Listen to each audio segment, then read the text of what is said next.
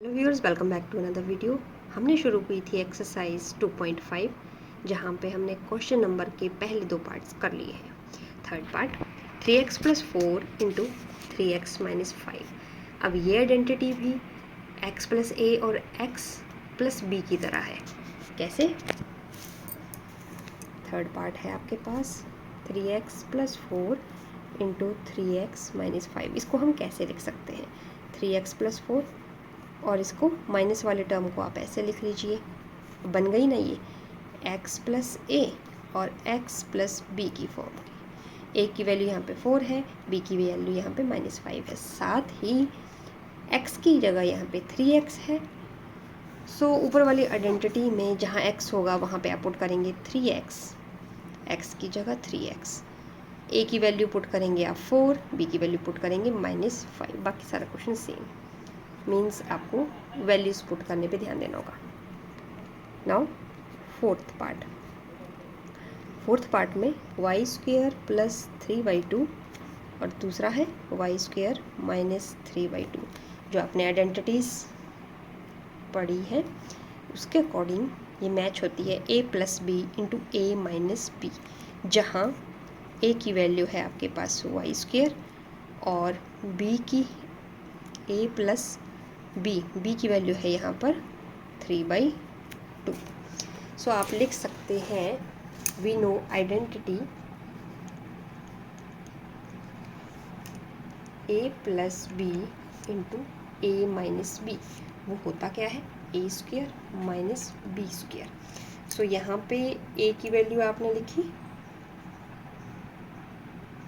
a आपके पास ये है। अब फॉर्मूले में इसका भी स्क्वायर है। a आपके पास इतना है, a का स्क्वायर माइनस b आपके पास 3/2 था, उसका क्या हो जाएगा?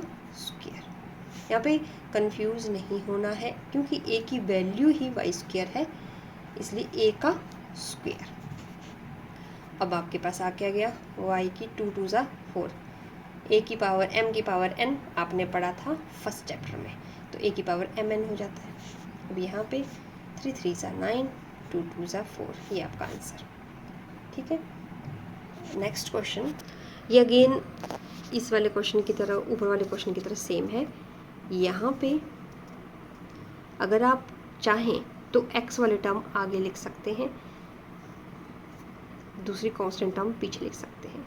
या तो ऐसा कर लीजिए, या फिर x की वैल्यू यहाँ पे 3 है, a की वैल्यू यहाँ पे -2 है, -2x भी है साथ में, और b की वैल्यू यहाँ पे +2x है। ठीक है, सो जहाँ जहाँ आपके पास x आएगा वहाँ पे आप नेक्स्ट क्वेश्चन में 3 पुट करेंगे। ठीक है, और प्लस a की वैल्यू है आपके पास -2x और b की वैल्यू है आपके पास +2x, तो वो 0 बन जाएगी। -2x + 2x 0 हो जाएगा, प्लस -2x और +2x को आप मल्टीप्लाई करेंगे तो 4x² आ जाएगा। इस तरह से ये क्वेश्चन बनेगा, बहुत ईजी है। Now we are moving to question number 2। 103 × 107। इसको without multiplying directly you have to multiply using identities. सबसे पहले हमें कोई ज़ीरो वाला नंबर ढूंढना है जिसके आसपास ये दोनों लाई करते हैं। 100 दोनों में कॉमन है, तो 103 को हम कैसे लिख सकते हैं? 100 + 3, और दूसरे को लिख सकते हैं हम 100 + 7। ठीक है, अब हमने आइडेंटिटी पढ़ी है, अब रिमाइंड करवा देते हैं आपको। x + a × x + b, जो आप पिछले वाले क्वेश्चन में कर रहे थे। x² + a + b × x + a b था यहाँ पे आपके पास। यहाँ पे x की वैल्यू क्या है?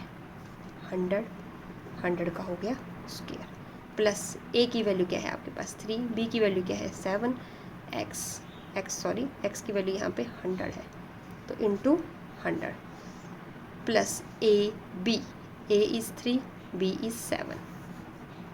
अब जब आप इसको मल्टीप्लाई करेंगे ये 4 0 बन जाएंगी। 7 और 3 हो गए 10, 10 को मल्टीप्लाई किया 100 से, आ गया 1000, और ये आ गया 21। तो ये रहा आपका 1000 और ये रहा आपका 21, तो ये आपका आंसर। इजी। अब जैसे नेक्स्ट क्वेश्चन है आपके पास 95 मल्टीप्लाई बाई 96, दोनों ही 100 के पास है। 95 को हम कैसे लिख सकते हैं, 100 माइनस 5। 96 को हम कैसे लिख सकते हैं, 100 माइनस 4, तो आपके पास 96 आ जाता है। अब फिर से ये ऐसे ही आइडेंटिटी की फॉर्म में बनाने के लिए मैंने इसको कुछ ये वाली शक्ल दे दी, ठीक है। यहाँ पे अब वही identity x plus A X plus B, X plus A X plus B, X की वैल्यू 100, ए की वैल्यू -5, बी की वैल्यू -4, सारी वैल्यूज़ आप इक्वेशन ये वाली इसमें पुट करिए आइडेंटिटी में, you will reach the solution, ठीक है। नेक्स्ट क्वेश्चन इज 104 और 96, यहाँ पे क्या हो जाएगा, ये 100 प्लस 4 आप 104 लिख सकते हैं, और 100 माइनस 4 आप 96 लिख सकते हैं। अब आइडेंटिटी कौन सी हुई, a plus B into A minus B, तो क्या हो जाएगा a square minus B square, तो ये 2240 बन जाएगी, -16 कर दीजिए, वो आपका रिक्वायर्ड आंसर इस तरह से होगा।